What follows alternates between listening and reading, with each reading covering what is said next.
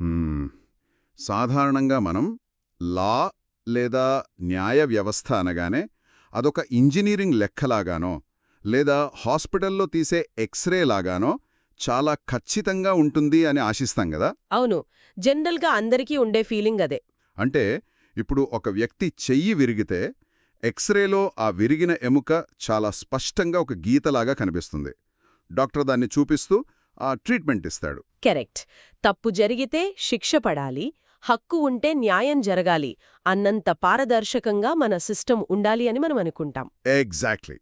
కానీ భారత రాజ్యాంగం అనే ఈ అద్భుతమైన పుస్తకంలో ఒక ప్రత్యేకమైన భాగం దగ్గరకు వచ్చేసరికి సడన్గా ఆ ఎక్స్రే మెషిన్ పనిచేయడం ఆగిపోయినట్లు అనిపిస్తుంది కదా. నిజమే. మన రోజువారీ చూసే లాస్ అన్నీ ఒక్కసారిగా తారుమారవుతాయి. అసలు ఒక ఫెడరల్ దేశం కాస్త రాత్రికి రాత్రే పూర్తిగా ఒకే వ్యక్తి లేదా కేంద్రం చేతిలో ఉన్న రాజ్యంగా ఎలా మారిపోతుంది అనేది చాలా ఇంట్రెస్టింగ్. అవును. ఒక న్యాయశాస్త్ర కోణంలో చూస్తే ఇదొక అత్యంత సంక్లిష్టమైన విషయం. సో ఈరోజు మనం చేయబోయే ఈ లోతైన విశ్లేషణకు బేస్ సరిగ్గా ఇదే.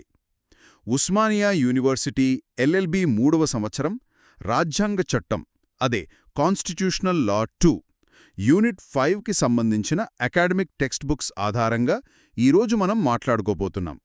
రైట్. రాజ్యాంగంలోని అత్యవసర పరిస్థితులు అంటే ఎమర్జెన్సీ ప్రొవిజన్స్ గురించి మనకున్న సోర్సెస్ని బట్టి డీప్గా ఎనలైజ్ చేద్దాం.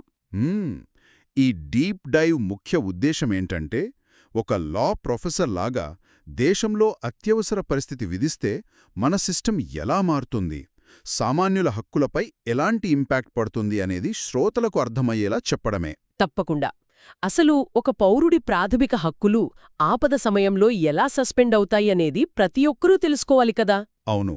సో అసలు ముందుగా ఒక లాజికల్ ప్రశ్నతో స్టార్ట్ చేద్దాం. ఒక ప్రజాస్వామ్య దేశంలో ఆ ప్రభుత్వానికి దాదాపు అపరిమితమైన అధికారాలు ఇచ్చే ఒక సెల్ఫ్ డిస్ట్రక్ట్ బటన్ ఎందుకుండాలి? సెల్ఫ్ డిస్ట్రక్ట్ బటన్ అనడం కంటే దాన్ని ఒక ప్రొటెక్షన్ షీల్డ్ అనొచ్చేమో. అంటే భారతదేశం అనేది క్వాజీ ఫెడరల్ దేశం గదా. కేంద్రానికి కొన్ని అధికారాలు, రాష్ట్రాలకు కొన్ని అధికారాలు ఉంటాయి.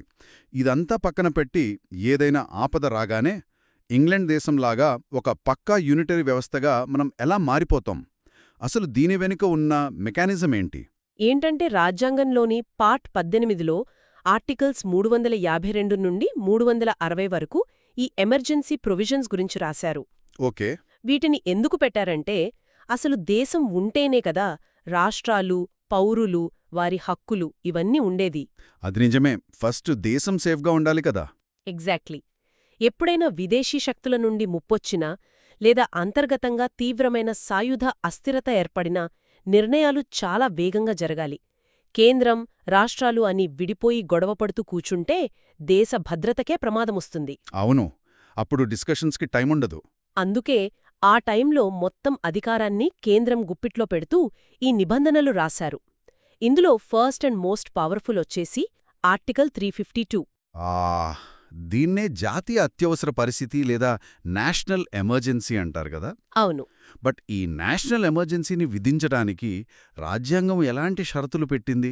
ఎందుకంటే ఊరికే వాళ్ళకి నచ్చినప్పుడు వాడేయకూడదు కదా. ఖచ్చితంగా వాడకూడదు. సోర్సెస్ ప్రకారం దీనికి 3 స్పష్టమైన కారణాలను రాజ్యాంగం నిర్దేశించింది. 1 యుద్ధం, 2 విదేశీ దురాక్రమణ అంటే వేరే దేశం మన మీదకి దండెత్తి రావడం. రైట్. 3వది సాయుధ తిరుగుబాటు. ఈ మూడింటిలో ఏ రీజన్ వల్లైనా సరే దేశ భద్రతకు తీవ్ర ముప్పు పొంచి ఉందని రాష్ట్రపతి భావిస్తే అప్పుడు ఈ ఎమర్జెన్సీని విధిస్తారు. అంటే ఇదొక ప్రెషర్ కుక్కర్ సేఫ్టీ వాల్వ్ లాంటిదనమాట. లోపల ప్రెషర్ విపరీతంగా పెరిగిపోయినప్పుడు ఆ వాల్వ్ ఓపెన్ అయ్యి కుక్కర్ పేలిపోకుండా కాపాడుతుంది. చాలా మంచి పోలిక చెప్పారు. కానీ ఆ వాల్వ్ను తప్పుగా వాడినా లేదా ఉద్దేశపూర్వకంగా బ్లాక్ చేసినా ఆ కుక్కరికే కాదు, చుట్టుపక్కల ఉన్న వాళ్ళందరికీ చాలా ప్రమాదమే కదా. ఎగ్జాక్ట్లీ. ఆ ప్రమాదం మన దేశ చరిత్రలో జరిగింది కూడా. అవునా? ముందుగా సరైన అవసరాలకు ఎప్పుడు వాడారో చూద్దాం. 1962లో చైనాతో యుద్ధం వచ్చినప్పుడు మొదటిసారి అండ్ 1971లో పాకిస్తాన్తో యుద్ధం సమయంలో రెండవసారి ఈ ఆర్టికల్ 352ను వాడారు. అంటే అవి రెండూ కూడా ఎక్స్టర్నల్ థ్రెట్స్ అన్నమాట, బయటి దేశాల నుండి వచ్చిన ముప్పు. అవును. ఆ టైంలో దేశం మొత్తం ఒకే తాటిపై నిలబడింది. ఎవరికీ ఎలాంటి అభ్యంతరాలు రాలేదు. కానీ మన సోర్స్ మెటీరియల్స్లో ప్రత్యేకంగా మెన్షన్ చేసిన మూడవ సందర్భం ఒకటుంది. అదే 1975 నాటి ఎమర్జెన్సీ. ఆ 1975 ఎమర్జెన్సీ గురించి ఎప్పుడో ఒక పెద్ద డిబేట్ నడుస్తూ ఉంటుంది కదా. అసలు అప్పట్లో గ్రౌండ్ లెవెల్లో ఏం జరిగింది? బేసిక్గా 1975లో అప్పటి ప్రధానమంత్రి ఇందిరాగాంధీ తీసుకున్న నిర్ణయమది. మనం సోర్సెస్లో ఉన్న ఫ్యాక్ట్స్ని బట్టి చూస్తే ఆ టైంలో దేశంపై ఏ విదేశీ శత్రువు దాడి చెయ్యలేదు. ఓకే, మరి ఏ రీజన్తో పెట్టారప్పుడు? రీజన్గా చూపించారు. దేశంలో శాంతి భద్రతలు క్షీణిస్తున్నాయని చెబుతూ ఎమర్జెన్సీ డిక్లేర్ చేశారు. దానివల్ల ప్రాక్టికల్గా ఎఫెక్ట్ ఎలా పడింది? రాత్రికి రాత్రే ప్రతిపక్ష నాయకులను ఇళ్లలో నుంచి తీసుకెళ్లి జైల్లో వేశారు. పత్రికా కార్యాలయాలకు కరెంటు కట్ చేశారు. వార్తలు ప్రింట్ చేసే ముందు గవర్నమెంట్ పర్మిషన్ తీసుకోవాల్సి వచ్చేది. వావ్! అంటే రాజ్యాంగంలో ఉన్న ఒక చిన్న లొసుగును యూజ్ చేసుకుని ఇంత జరిగిందన్నమాట. మరి భవిష్యత్తులో ఇంకే గవర్నమెంట్ అయినా ఇలాగే చేస్తే ఎలా? దీనికి మన రాజ్యాంగంలో ఎలా చెక్ పెట్టారసలు? 1975 ఎమర్జెన్సీ ముగిసిన తర్వాత ఆ లొసుగును శాశ్వతంగా మూసివేయాలని 1978లో 44వ రాజ్యాంగ సవరణను తీసుకొచ్చారు. ఓహో, అంటే 44th అమెండ్మెంట్ ద్వారా రూల్స్ మార్చేశారా? అవును. ఆర్టికల్ 352లో ఉన్న ఆ అంతర్గత అల్లర్లు అనే పదాన్ని పూర్తిగా తీసేశారు. దాని ప్లేస్లో సాయుధ తిరుగుబాటు అంటే ఆర్మ్డ్ రెబేలియన్ అనే పదాన్ని చేర్చారు. రైట్. అంటే జనాలు ఊరికే రోడ్లకి నిరసనలు తెలిపితే కుదరదు. వెపన్స్ పట్టుకుని ప్రభుత్వ యంత్రాంగంపై దాడి చేస్తేనే ఎమర్జెన్సీ విధించగలం అన్నమాట. ఎగ్జాక్ట్లీ. దాంతోపాటు ఇంకో కఠినమైన రూల్ ఏంటంటే కేవలం ప్రధానమంత్రి ఒక్కరు చెబితే రాష్ట్రపతి ఎమర్జెన్సీ ప్రకటించడానికి వీల్లేదు. మరింకెవరు చెప్పాలి? మొత్తం క్యాబినెట్ రాతపూర్వకంగా అంటే రిటర్న్గా అడ్వైజ్ ఇస్తేనే పెట్టాలి. అండ్ ఒక నెలలోపు పార్లమెంట్ ఆమోదం కూడా పొందాలి. సో ఒక నాయకుడు రాత్రికి రాత్రే తన ఇష్టమొచ్చినట్లు ఎమర్జెన్సీ పెట్టకుండా ఒక పకడ్బందీ సిస్టమ్ను తయారు చేశారన్నమాట. ఇది క్లియర్గా ఉంది. అవును. కాని నాకింకో డౌట్. అసలు నేషనల్ ఎమర్జెన్సీ పెట్టినప్పుడు ఈ యూనిటరీ వ్యవస్థ అనేది ప్రాక్టికల్గా ఎలా పనిచేస్తుంది? ఇప్పుడు రాష్ట్రంలో ఒక ముఖ్యమంత్రి ఉంటారు, వాళ్ళకంటూ ఒక క్యాబినెట్టు ఉంటుంది గదా. ఎమర్జెన్సీ వస్తే ఆ ముఖ్యమంత్రి పరిస్థితేంటి? ఆయన రిజైన్ చేసి ఇంటికెళ్ళిపోవాలా? లేదు. అక్కడే అసలైన పాలిటిక్స్ అండ్ అడ్మినిస్ట్రేషన్ ఉంటాయి. ఆర్టికల్ 353 అండ్ 354 ప్రకారం రాష్ట్ర ప్రభుత్వాలను రద్దు చేయరు. అంటే సీఎం, మంత్రులు అలాగే ఉంటారా? అలాగే ఉంటారు. కాని రాష్ట్ర కార్యనిర్వాహక అధికారాలు అంటే ఎగ్జిక్యూటివ్ పవర్స్ పూర్తిగా కేంద్రం ఆధీనంలోకి వెళ్ళిపోతాయి. ఓహో, అంటే స్టేట్ గవర్నమెంట్ ఏ నిర్ణయం తీసుకోవాలన్నా కేంద్రం చెప్పినట్లే వినాలా? కరెక్ట్. ఇక చట్టాల విషయానికొస్తే స్టేట్ లిస్ట్లో ఉన్న ఏ అంశంపైనైనా సరే చట్టాలు చేసే పవర్ పార్లమెంట్కొచ్చేస్తుంది. అండ్ రెవెన్యూ పంపిణీని కూడా రాష్ట్రపతి మోడిఫై చేయొచ్చు. అంటే ఒక రకంగా రాష్ట్రాల అటానమీ అనేది పూర్తిగా జీరో అయిపోతుందన్నమాట. ఎగ్జాక్ట్లీ. సరే, స్టేట్ పవర్స్ పక్కన పెడితే అసలు నాలాంటి సామాన్యుల ప్రాథమిక హక్కుల పరిస్థితి ఏంటి? నా ఫ్రీడమ్కేమవుతుంది ఎమర్జెన్సీలో? ఇక్కడే మనం కొంచెం షాక్ అయ్యే విషయం ఉంది. ఆర్టికల్ 358 ప్రకారం చూస్తే ఒకవేళ యుద్ధం లేదా విదేశీ దాడి కారణంగా ఎమర్జెన్సీ ప్రకటిస్తే వెంటనే ఆర్టికల్ 19 ద్వారా మనకున్న 6 ప్రాథమిక స్వేచ్ఛలు ఆటోమేటిక్గా రద్దయిపోతాయి. అంటే మాట్లాడే స్వేచ్ఛ, సభలు పెట్టుకునే ఫ్రీడమ్ లాంటివి అన్నినా? అవును, అన్నీ సస్పెండ్ అయిపోతాయి. దానికి వేరే ఆర్డర్ కూడా అవసరం లేదు. అంటే ఆ సమయంలో గవర్నమెంట్ తీసుకునే నిర్ణయాలను మనం విమర్శించే హక్కు ఉండదన్నమాట. సరే, పోనీ నన్ను పోలీసులు వచ్చి అకారణంగా అరెస్ట్ చేశారనుకుందాం. అప్పుడు నాకు నా బేసిక్ రైట్ అంటే కోర్టుకు వెళ్లి న్యాయం అడిగే అవకాశం కూడా ఉండదా? అసలు ఆర్టికల్ 359 ప్రకారం అది కూడా సాధ్యం కాదు. పౌరులు తమ ప్రాథమిక హక్కుల కోసం కోర్టులను ఆశ్రయించే హక్కును రాష్ట్రపతి ఒక ఆర్డర్ ద్వారా సస్పెండ్ చేయొచ్చు. అరేరే, ఇది వింటుంటే నాకేమనిపిస్తుందంటే ఈ ఎమర్జెన్సీ అనేది ఒక వీడియో గేమ్ పాస్ బటన్ లాంటిదనిపిస్తోంది. ఎలా? అంటే గేమ్ నడుస్తోంది, మధ్యలో ఏదో డేంజర్ వచ్చింది కాబట్టి పాజ్ చేశారు. అంటే రాజ్యాంగ యంత్రాంగం ఆగింది. కాని గేమ్ పాజ్ అయినా సరే ప్లేయర్కున్న లైఫ్ సురక్షితంగా ఉండాలి కదా. రైట్. ఇప్పుడు ఎవరైనా నన్ను ఇల్లీగల్గా అరెస్ట్ చేస్తే హేబియస్ కార్పస్ వేసి కోర్టునడిగే ఆ బేసిక్ లైఫ్ లైన్ కూడా కట్ చేస్తే ఇంకా పౌరుడికి రక్షణేముంటుంది? మీరు కరెక్ట్గా పాయింట్ పట్టుకున్నారు. సరిగ్గా ఇదే పాయింట్ మీద 1976లో ఒక చారిత్రాత్మకమైన కేసు నడిచింది. అకాడమిక్ సోర్సెస్లో దీని ప్రస్తావన చాలా ఇంపార్టెంట్. అదే ADM Jabalpur versus Shukla case. దీన్నే హేబియస్ కార్పస్ కేస్ అంటారు గదా. అవును. ఎమర్జెన్సీ టైంలో ఎంతో మందిని జైళ్లలో పెట్టారు కదా, వాళ్లను కోర్టు ముందు హాజరుపర్చాలని పిటిషన్లు వేస్తే అప్పటి సుప్రీంకోర్టు ఒక సంచలన తీర్పిచ్చింది. ఏమని? ఆర్టికల్ 21 కింద ఉండే జీవించే హక్కు అండ్ వ్యక్తిగత స్వేచ్ఛను కూడా కోర్టుల ద్వారా అమలు చేసుకునే హక్కు ఆ టైంలో పౌరులకు లేదని చెప్పింది. వాట్? అంటే గవర్నమెంట్ మన ప్రాణాలు తీసినా కోర్టులేమీ చేయలేవా? ఆ తీర్పు అర్థం దాదాపుగా అలాగే ఉంది. ఇది చాలా భయంకరమైన పరిస్థితి కదా. అంటే రాజ్యాంగం పౌరులను గాలికి వదిలేసిందనమాట. మరి ఈ సిచ్యువేషన్ని ఎలా సరిదిద్దారు తర్వాత? ఆ తీర్పు న్యాయ చరిత్రలో ఒక చీకటి అధ్యాయంగా మిగిలిపోయింది. అందుకే ఇందాక మనం మాట్లాడుకున్న 44వ రాజ్యాంగ సవరణ చట్టం ఇక్కడ కూడా ఒక పెద్ద మార్పు చేసింది. ఓకే, ఏం మార్చారు? ఆర్టికల్ 359కి ఒక సవరణ చేశారు. దేశంలో ఎలాంటి ఎమర్జెన్సీ వచ్చినా సరే ఆర్టికల్ 20 అండ్ ఆర్టికల్ 21 అంటే ఈ జీవించే హక్కుని ఎట్టి పరిస్థితుల్లోనూ రద్దు చేయడానికి వీల్లేదని చాలా క్లియర్గా రాశారు. హమ్మయ్యా! ఈ పాయింట్ వింటే నిజంగా ప్రాణం లేచి వచ్చినట్లుంది. అవును, మీ ప్రాణానికి ఎమర్జెన్సీలో కూడా రాజ్యాంగం గ్యారంటీ ఇస్తుందన్నమాట. అంటే జాతీయ భద్రతకు ముప్పు వచ్చినప్పుడు కేంద్రం చేతికి పవర్ వెళ్లడం సమంజసమే అనిపిస్తోందిప్పుడు. కానీ నాకో చిన్న డౌట్. బయటి శత్రువుల నుండి కాకుండా రాజకీయ నాయకులు తమ స్వార్థం కోసం లోపలే ఆడుకునే ఆటల వల్ల ముప్పొస్తే పరిస్థితి ఏంటి? ఇక్కడే అసలు రాజకీయం స్టార్ట్ అవుతుంది. నేషనల్ ఎమర్జెన్సీ అనేది మన దేశ చరిత్రలో 3 సార్లు వచ్చింది, అది ఓకే. కానీ మనం తరచుగా వార్తల్లో వందల సార్లు వినే ఇంకో ఎమర్జెన్సీ ఉంది గదా, అదే ఆర్టికల్ 356 రాష్ట్ర అత్యవసర పరిస్థితి. అసలు దీని కథేంటి? నిజం చెప్పాలంటే ఆర్టికల్ 356 అనేది మన రాజ్యాంగంలో అత్యంత వివాదాస్పద అండ్ ఎక్కువగా దుర్వినియోగం చేయబడిన నిబంధన అని చెప్పొచ్చు. అసలు దీన్ని ఎప్పుడు విధిస్తారు? ఒక రాష్ట్రంలో రాజ్యాంగ యంత్రాంగం విఫలమైంది అని ఆ రాష్ట్ర గవర్నర్ కేంద్రానికి రిపోర్టిచ్చినప్పుడు రాష్ట్రపతి ఆ స్టేట్లో ఎమర్జెన్సీ విధిస్తారు. దీన్నే మనం ప్రెసిడెంట్స్ రూల్ లేదా రాష్ట్రపతి పాలన అంటాం కదా. కరెక్ట్. ఇక్కడ నేషనల్ ఎమర్జెన్సీకి దీనికి ఒక పెద్ద తేడా ఉంది. ఇక్కడ ముఖ్యమంత్రి మంత్రివర్గం పూర్తిగా రద్దవుతారు. ఓహో, అంటే వాళ్లను డైరెక్ట్గా ఇంటికి పంపించేస్తారా? అవును, పాలనా బాధ్యతలు నేరుగా గవర్నర్ ద్వారా రాష్ట్రపతి చేతిలోకి వెళ్ళిపోతాయి. కానీ ఇక్కడ ఒక కౌంటర్ పాయింట్ అడుగుతాను. ఒక స్టేట్ గవర్నమెంట్ నిజంగానే రాజ్యాంగానికి వ్యతిరేకంగా పనిచేస్తూ లా అండ్ ఆర్డర్ని గాలికి వదిలేస్తే అప్పుడు కేంద్రం జోక్యం చేసుకోవడంలో తప్పులేదు కదా. మరి దీన్ని ఎప్పుడు ఒక కక్ష సాధింపు రాజకీయంగా ఎందుకు చూస్తారు? మీరు చెప్పింది కరెక్టే.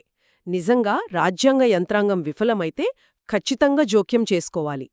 కానీ పాస్ట్లో ప్రాక్టికల్గా ఏం జరిగిందో సోర్సెస్లో చూస్తే ఆశ్చర్యపోతాం. ఏమైంది?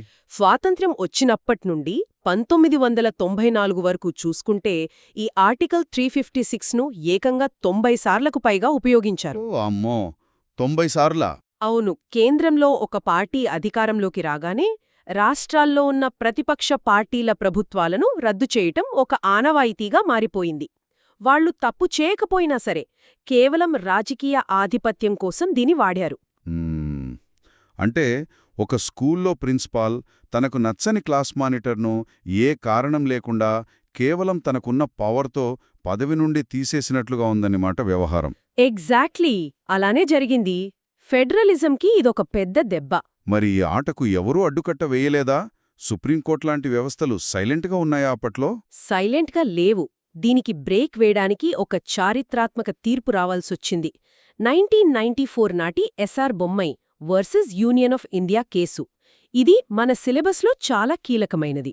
ఓకే, ఈ ఎస్ఆర్ బొమ్మై కేసులో ఏం జరిగింది? కర్ణాటకలో ఎస్ఆర్ బొమ్మై ప్రభుత్వాన్ని అకారణంగా కూల్చేసినప్పుడు ఈ కేస్ సుప్రీంకోర్టుకు వెళ్ళింది. అప్పుడు సుప్రీంకోర్టు ఆర్టికల్ 356 కింద రాష్ట్రపతి పాలన విధించడం అనేది జ్యుడిషియల్ రివ్యూ అంటే న్యాయ సమీక్షకు లోబడి ఉంటుంది అని తేల్చి చెప్పింది.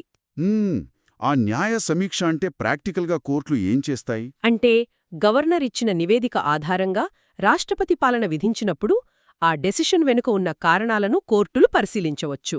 ఓహో, ఒకవేళ అది రాంగ్ రీజన్ అయితే?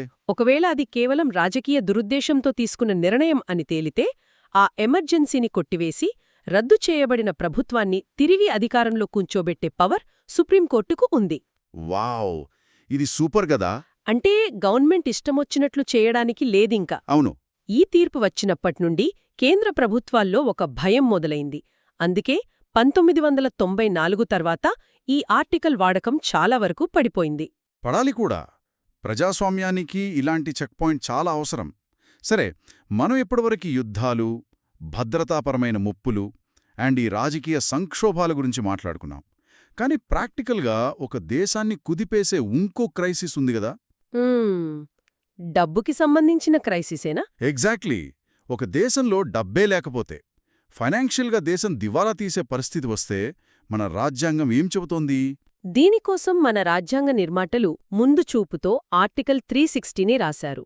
అదే ఆర్థిక అత్యవసర పరిస్థితి లేదా ఫైనాన్షియల్ ఎమర్జెన్సీ. దీన్ని ఎప్పుడు విధిస్తారు?